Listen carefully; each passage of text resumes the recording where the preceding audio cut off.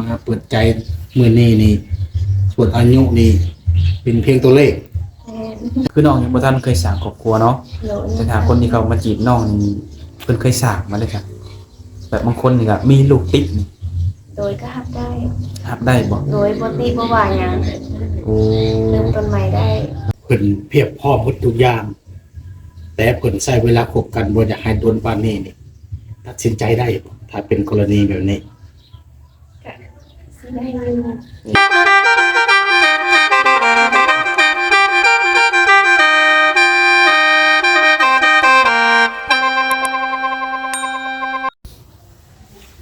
ดูนะทุกคนเนาะ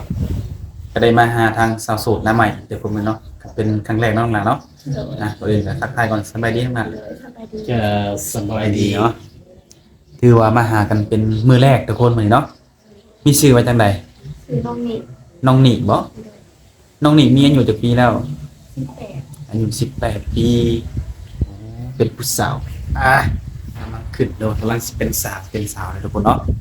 อายุ18ปีนี่ที่ผ่านมาเคยสร้างครอบครัวมาแล้วบ่ยังบ่เคยเนาะเรียนจบแล้วบ่จบปม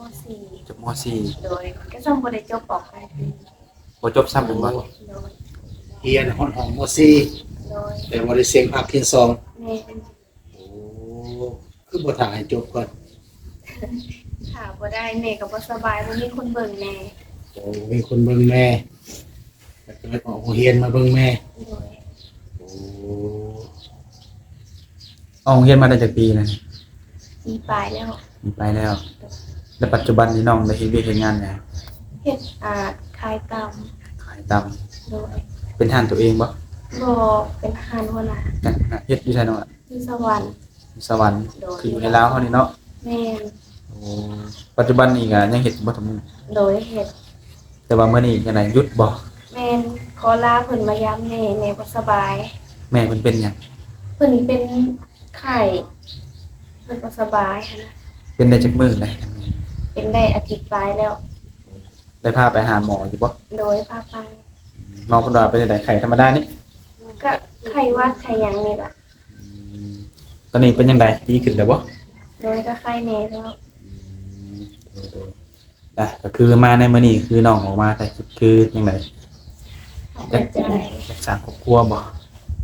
ยังบ่ทันเปิดใจเพิ่นก่อน เปิดใจมึงก่อน โดย จะเปิดเบิ่งว่าแบบเฮานี่สิถูกใจหนุ่มๆหรือบ่เนาะ โดย หรือว่าสิมีคนเข้ามาลงบ่แม่นบ่ โดย โดย คือที่ผ่านมาเคยลมบาวอยู่บ่น้อง ก็เคย เคยมีแฟนอยู่บ่เลย โดย ตอนนี้ได้ซะ บ่มีตอนนี้โสด ตอนเคยมีนี่ไปตัวไปเจ้าบ่ตัวผู้ว่า แล้วก็เอา โอ้ผู้ว่าตัวคือผู้ว่าตัว แม่น แม่นบ่ธรรมดาผู้หน้าตาดีที่มักตัวผู้บ่าวได้ครับ จะบ่จริงใจนำ โอ้ดุลแล้วก็โสดมาเลย โดยที่ปลายแล้ว โอ้โสดมาปีปลายแล้วเดี๋ยวนี้ก็ออกมาเปิดใจหาคนคุย โดย คิดว่าสิมีผู้ถึกใจบ่สิมีผู้มักอยู่บ่คิดในใจ ในใจแล้วแต่สเปคเพิ่นสิมาอาจจะบ่แม่นน้องก็ได้ ลองเบิ่งเนาะ โดย เดี๋ยว บางเทื่อถึกใจเพิ่นเนาะ บ่ลองกับหมู่เนาะน้องหลานเนาะ แม่น คือเขาอยู่แต่เฮือนเฮ็ดแต่เวียกบ่มีไปฮู้ดอกว่าเฮาโสดเนาะบางคนอาจจะเห็นอยู่อาจจะมักอยู่แต่ก็ย้านว่าน้องนี่มีแฟนแล้วมีเจ้าของแล้วหั่นนะแต่ว่ามื้อนี้คือออกมาเปิดตัวเปิดใจเนาะ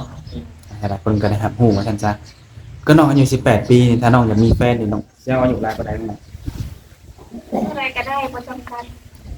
บ่จำกัดแม่นบ่ บ่จำกัดอายุเลยโอ้ แบบว่าแล้วแต่บุญวาสนาเฮาแม่นบ่สิได้แฟนอายุน้อยหรืออายุหลายเนาะ แม่น อืม ถ้าว่าคน65ปีมักได้สนองเอาได้บ่เป็นลูกเป็นผัว โดยก็ได้ ได้เนาะ โดยก็เพิ่นดูแลเฮาได้ โอ้มันสำคัญแหละคือเพิ่นดูแลเฮาได้ โดย ถือว่าเพิ่นสิอายุน้อยหรืออายุหลายก็แล้วแต่แม่นบ่ โดย คือน้องเคยมีแฟนผ่านมานี่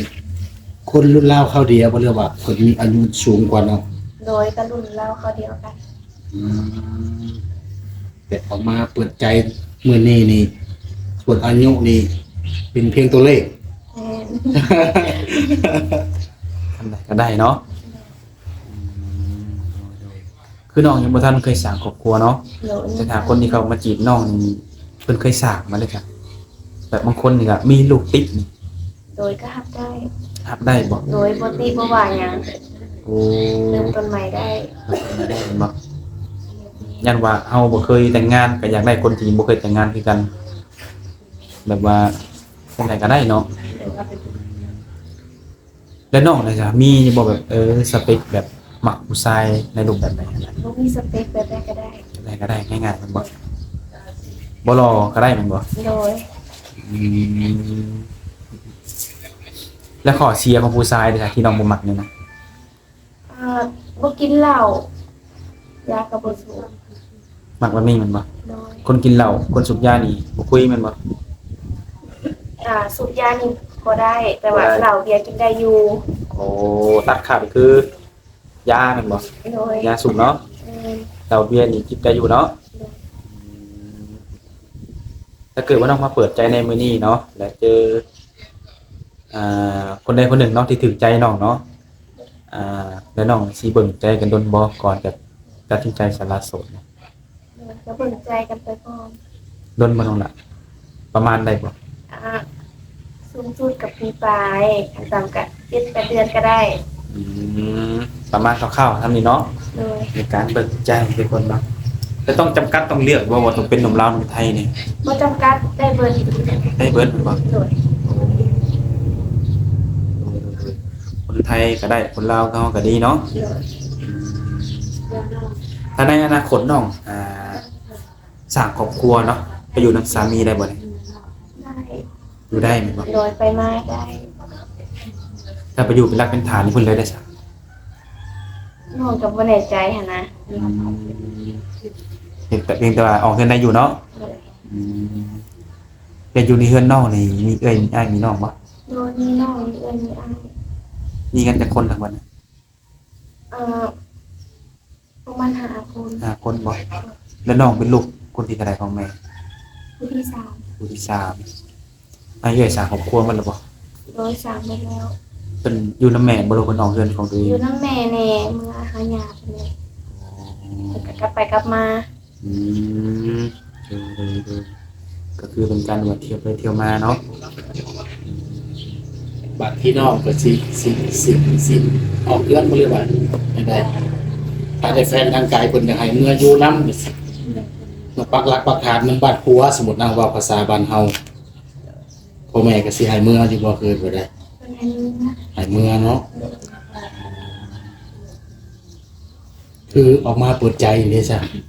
พ่อแม่เพิ่นบ่ได้ห้ามบ่ บ่หา เห็นว่าคนย่านแบบคนทางไกลมักสิสั่งหั้นนะ เพิ่นบ่ได้ว่าหยังเพิ่นก็มักแล้วก็ลงการเพิ่นก็ว่า มันเป็นไปได้แบบคนบ้านไกลเฮือนเคียงสั่งแบบนี้นั่นนะสมมุติคือชุมอ้ายมาเปิดคลิปนี่อาจจะมีคนทางไกลเนาะคนต่างทวีปคนต่างประเทศมักไปซี่นะเป็นคนไกลไปซี่นะแม่เพิ่นก็สิให้ลงให้คุยบ่ไป ล ซี่ ง ลงให้คุยเนาะคือออกมาเปิดใจเนี่ยซะมีผู้แนะนำก็คือว่าอยากได้นามว่าโสดแล้วออกมาเปิด บ่มีคนแนะนำ เปิดเองบ่ โดย คือฮู้เรื่องในโสดเนาะแล้วก็หลายคนก็ฮู้ว่าน้องโสดเนาะก็เลยออกมาเว้าในคลิปเนาะหลายคนก็สิได้ฮู้สิเป็นหนุ่มทางลาวเฮาฝั่งไทยเฮาหรือว่าคนอยู่ต่างประเทศเพิ่นก็ได้ฮู้นำกันเนาะ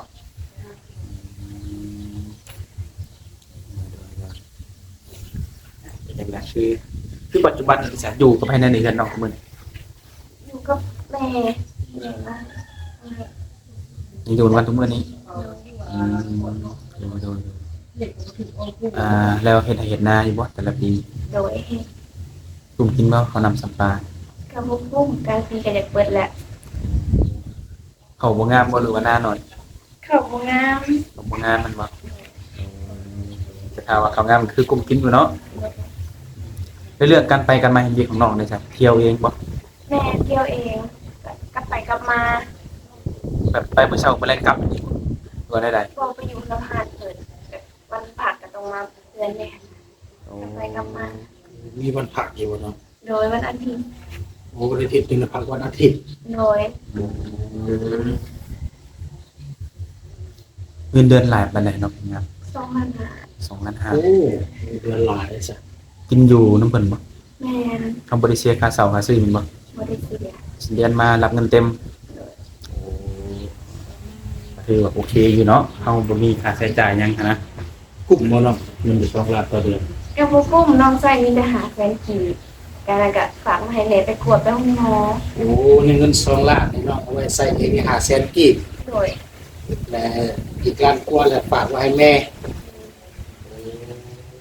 คือซุมเอื้อซุมอ้ายจะเพิ่นบ่ได้ช่วยบ่สักฝาไปหาของแม่ ป่วยเพิ่นก็ให้แม่คือกันพาแม่ไปกวดนู่นนี่นะ เพิ่นก็ให้แม่คือกันเนาะ สมทบกันเนาะทางพี่น้องกันมันบ่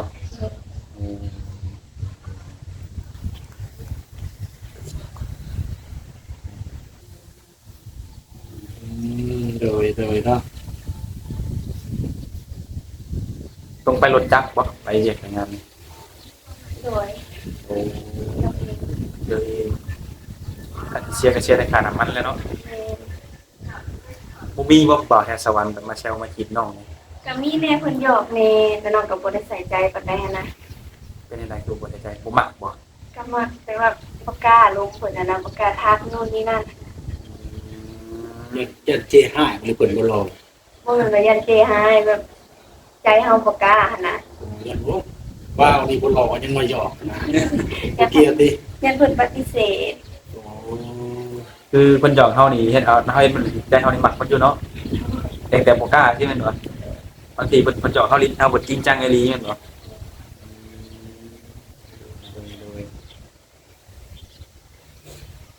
ที่ว่าต้องให้ครูบาทักทายก่อนเนาะเนาะ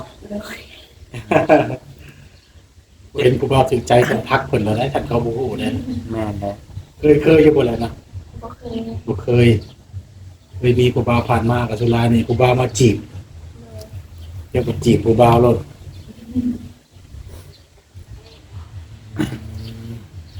ที่ว่าปัจจุบันเฮ็ดงานอยู่สวรรค์เนาะ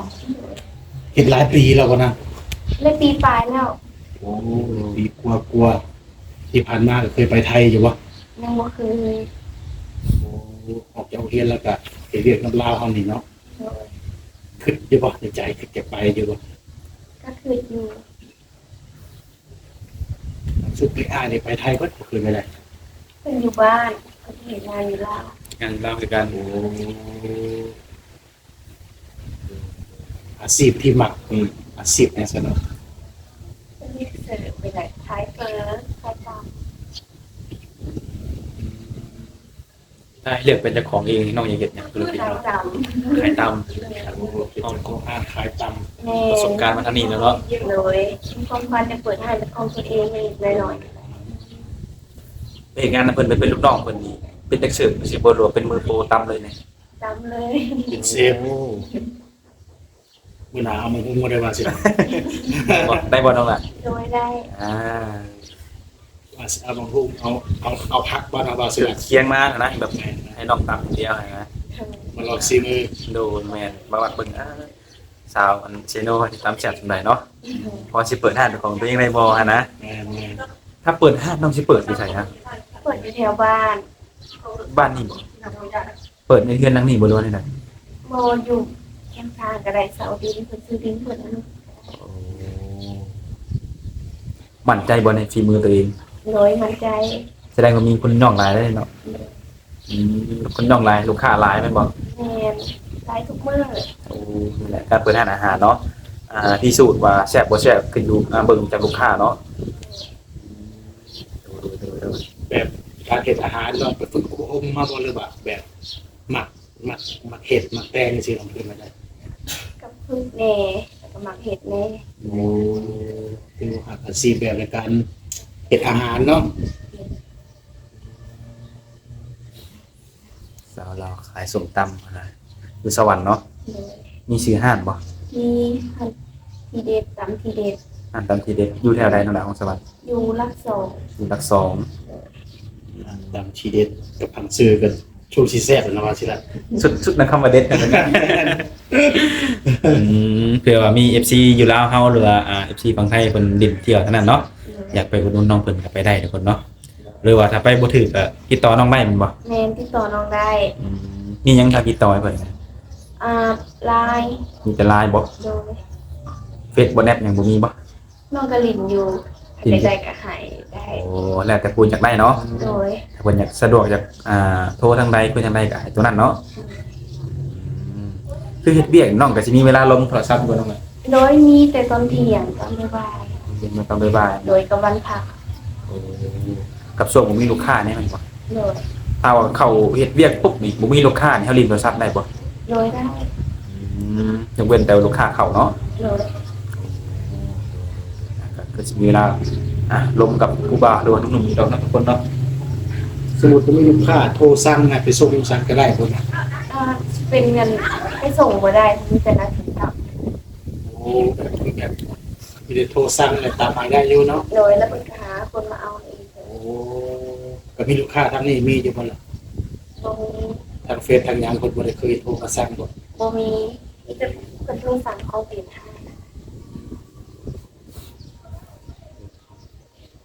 อีกบ่ได้ถึงมื้อซะ เพราะว่ามื้ออื่นมันถึงจะกลับเลย ก็นี่คือลามาเยี่ยมแม่มาเบิ่งแม่นบ่ แม่แม่บ่สบาย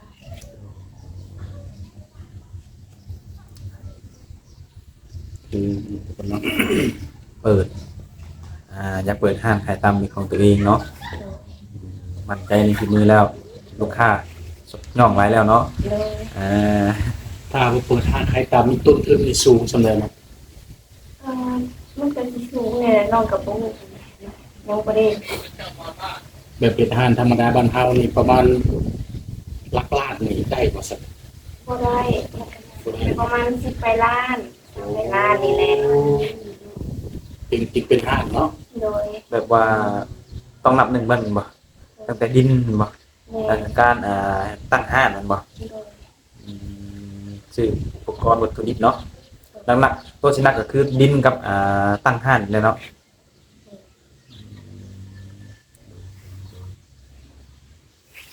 สมมุติแบบมีผู้บ่าวลมผู้บ่าวคุยได้เดี๋ยวสนองเพิ่นอยากมาลินมาเที่ยวอยากมากินสมตำนั่นนี่เด้ มา สิ ได้ ว่าได้ มาได้ มาได้บ่ โดย ถ้าบ่แม่นในฐานะแฟนก็ให้มาบ่หรือไปได้หรือมาในฐานะแฟนอย่างเดียว มาได้ มาได้เนาะ โดย พอมาสุมอาสิถ่ายคลิปพร้อมก็ได้บ่ ไม่ได้ สิได้โปรโมทฝีมือตัวเองเนาะ แล้วก็ให้หนุ่มๆเพิ่นเนาะให้คะแนนว่าเป็นจังไดผ่านหรือบ่ผ่านเนาะถ้าเพิ่นได้มาชิมนอกจากขายตำแล้วมีขายอย่างอื่นเพิ่มเติมบ่ ขายเฝออันเดียวกันมาสิติดกัน มีลาบมีหยังนำบ่ อันนี้จะเฝอแล้วก็ขายว่าง มีเฟอกับตำเนาะเฟอกับตำนี่ตัวใดขายดีกว่ากันเนาะ ที่เป็นเฝอ เฟอบ่ โดยมันเป็นอาหารเศร้าแน่ทำแน่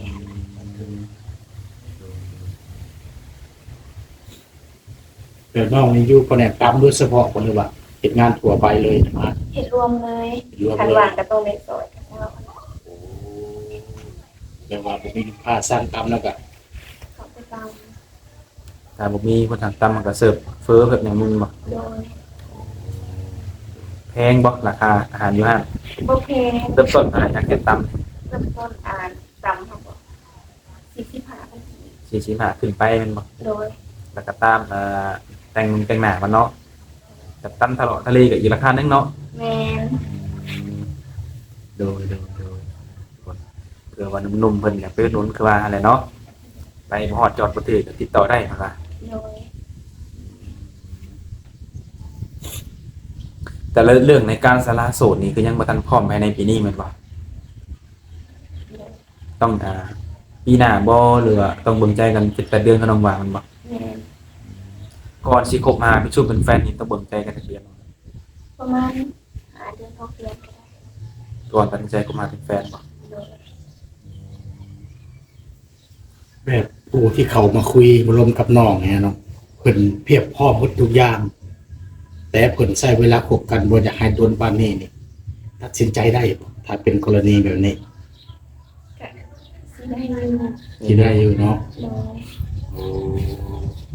ถ้าเป็นหนุ่มทางไกลได้ซะโอเคบอกเลย โดย ว่าแต่น้องนี่มักผู้บ่าวนี่นิสัยแบบใดน้อย ที่ใส่ก็ได้เบิด บอก โดย แบบใดทับได้เบิดมาแบบใดกัน โดย คนอารมณ์ร้อนอารมณ์เย็นนี่สิแบบได้เบิดบ่ กะบ่ได้ปานใด ผู้ชายขี้หึงมักอยู่บ่แบบมัก เอาแบบกลางๆก็ได้จ้ะบ่หึงโพดเท่านั้น เออกลางๆบ่พอประมาณนั่นบ่ โดย เดี๋ยวว่าให้เวลาส่วนตัวเอานำเนาะคือจากลมคนมีอายุสูงแท้นะ พระเจ้าหลานสิดูแลเขาได้กว่านะ โอ้คิดว่าผู้มีอายุสูงนี่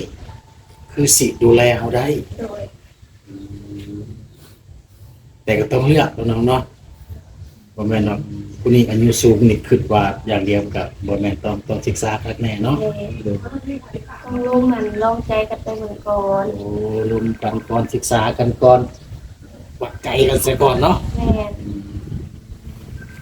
ว่าแต่น้องนี่ความสูงเท่าไหร่น้องล่ะ บ่ชื่อความสูงตัวเอง บ่จื้อบ่ หนูยังบ่ได้แพ้เลย แม่นหา10ฮอดบ่ ประมาณ ประมาณมันมักแต่ฉลาดบ่ประมาณ ประมาณเป็นทางที่สอง เพื่อหนุ่มๆอยากได้สเปคแบบนี้เนาะ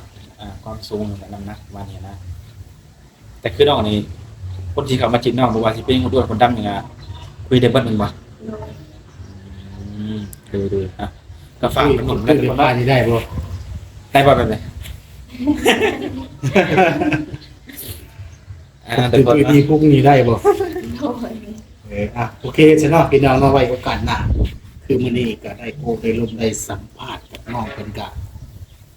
ละเอียดเติมบ่าวสิรัตน์เนาะ โดย ไว้โอกาสหน้ามาอัปเดตมาทำข่าวๆแล้ววันอาทิตย์พุ่นแหละพี่น้องพี่น้องเพิ่นมีเวลาว่างมีได้พักผ่อนเนาะ โดย แล้วมาอัปเดตให้ FC อีกทีหนึงว่าเปิดใจไปนี่มีคนคุยทางใด หรือมีแล้วบ่หรือบ่ทันมีก็สิถามอีกทีหนึงเนาะบ่าวสิรัตน์ เออ สำหรับมื้อนี้เอาสำนี้ก่อนเนาะ เออ สบายดี โดย